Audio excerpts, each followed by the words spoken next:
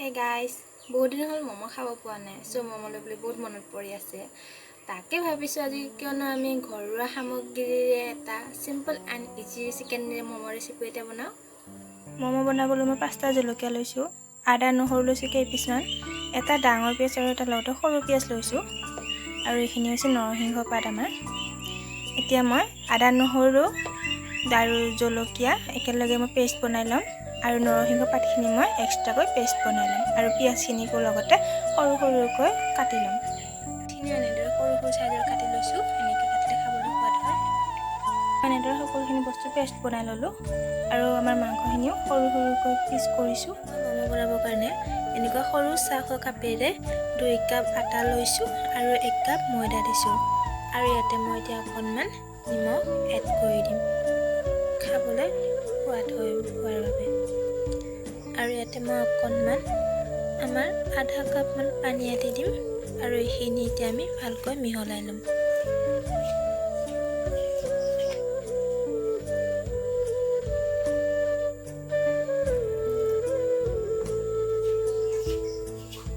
আটাখিনি আমি খুব ধুনীয়াকৈ মাৰি ললো এতিয়া মই এইখিনি এনেদৰে 5 মিনিট সময় থৈ দিম আমাৰ 5 মিনিট সময় হৈ গ'ল এতিয়া আমি এইখিনি এটা সৰু সৰু বল বনাই লম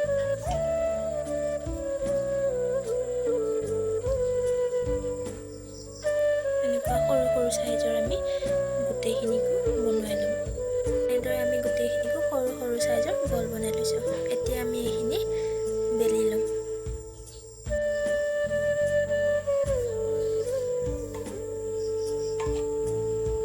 আমি ৰুটিখিনি এনেদৰে বেলি লৈছো এতিয়া আমি যাম আমাৰ মমত দিব কাৰণে চিকেনখিনি অলপ ফ্ৰাই কৰি লম কেৰাহীটো পাতি দিলো এতিয়া মই অকণমান এইখিনি গৰম হ'ব দিম মই কেৰাহীটো গৰম হৈ গ'ল মই ইয়াতে অকণমান তেল দিম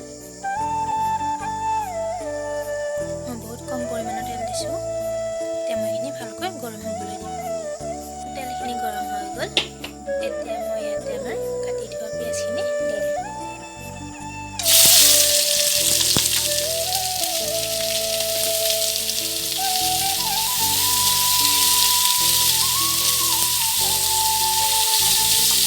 এতিয়া মই এইখিনি ভালকৈ মিহলাই ল'ম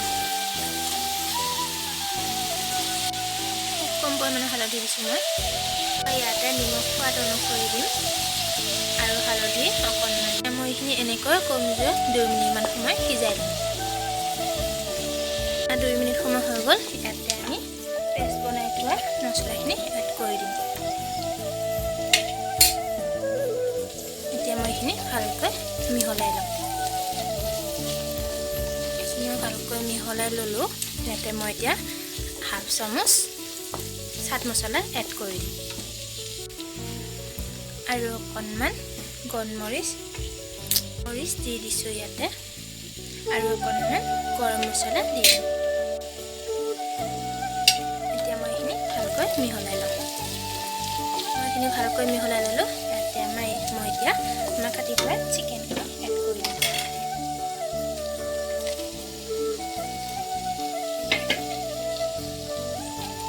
এতিয়া মই এইখিনিকো ভালকৈ পিঁয়াজৰ লগত মিহলাই ল'ম এতিয়া আমি এনেদৰে শ্বেপ বনাই লৈছোঁ আপুনি যিকোনো শ্বেপ দিব পাৰে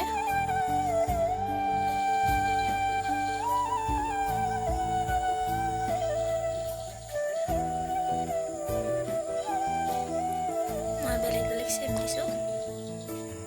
আপোনালোকে যিকোনো শ্বেপ বনাই দিব পাৰে আমাৰ মম বনোৱা কেৰাহী নাই বাবে মই ঘৰুৱা পদ্ধতিৰে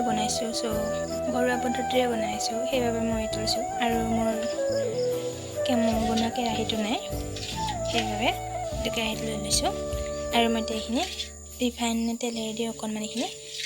সানি লৈছোঁ তেতিয়া আমাৰ মমকেইটা চিপকি নধৰিব ইয়াতে এতিয়া পানী অকণমান দিম চিকেনখিনি দি দিম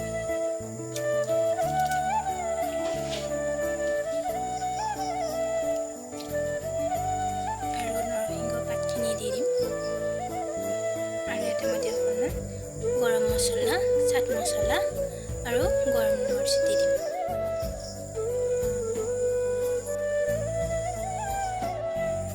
যিমানখিনি ভালকৈ উতলিব দিম। আমাৰ পিচি থৈ দিয়া আদা নহৰু আৰু জলকীয়াৰ পেষ্টখিনি অকণমান দি দিম। এইখিনিতে আমি ভালকৈ মিহলাই দিম।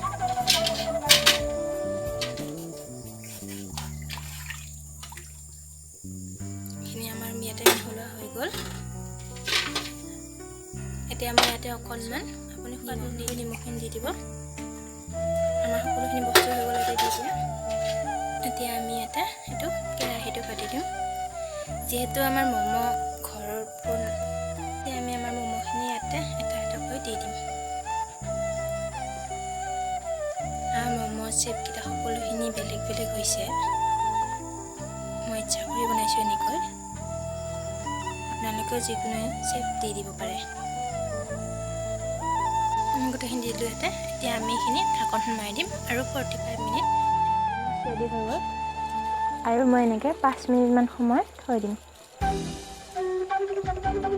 ম'ম' ৰেডি।